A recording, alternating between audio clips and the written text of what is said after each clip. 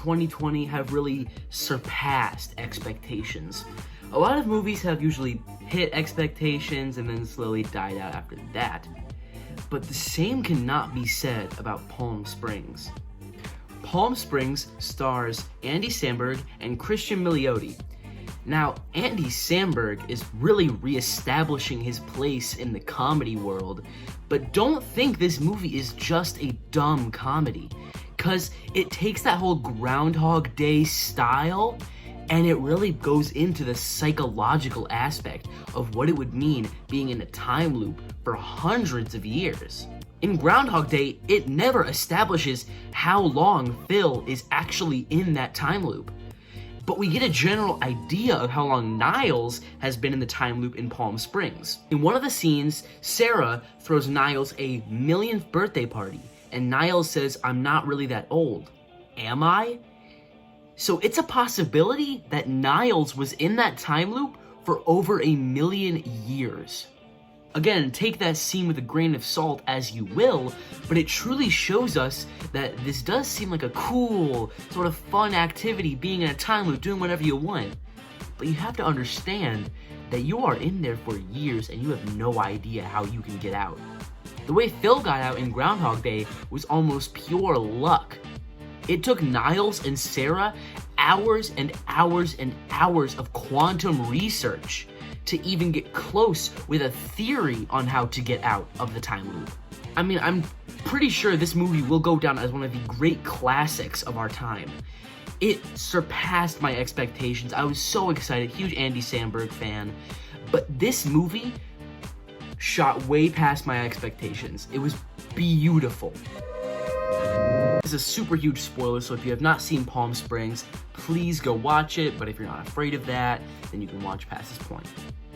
The only other man stuck with Sarah and Niles is a man named Roy. In the beginning of the movie, Roy attempts to kill Niles because Niles trapped Roy in the time loop.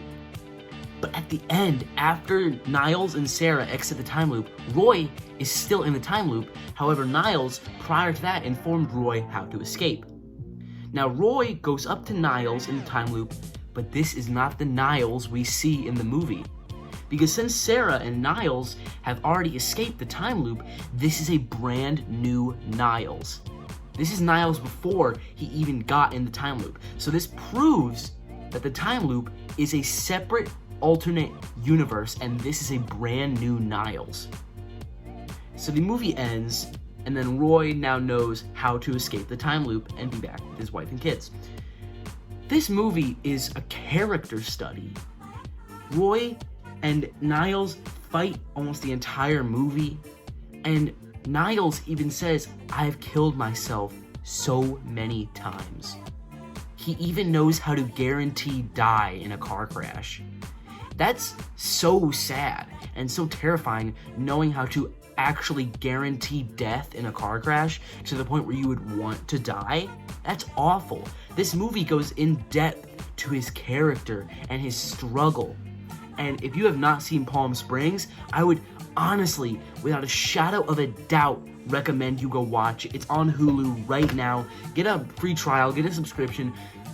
This makes Hulu worth it. Palm Springs as a whole makes Hulu worth it. There was not a moment where Palm Springs did not have my full and undivided attention. If you watch this movie, prepare to be engrossed in a beautiful and psychologically questioning movie. It's beautiful. Every single shot is so stylized, like the pastel, sort of Hawaiian colors. It's beautiful.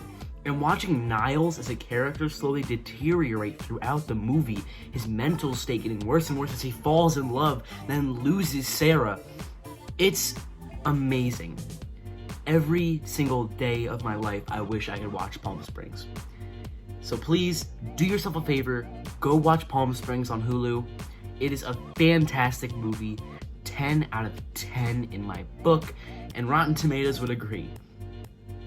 I mean, it's beautiful. I cannot say it's beautiful enough.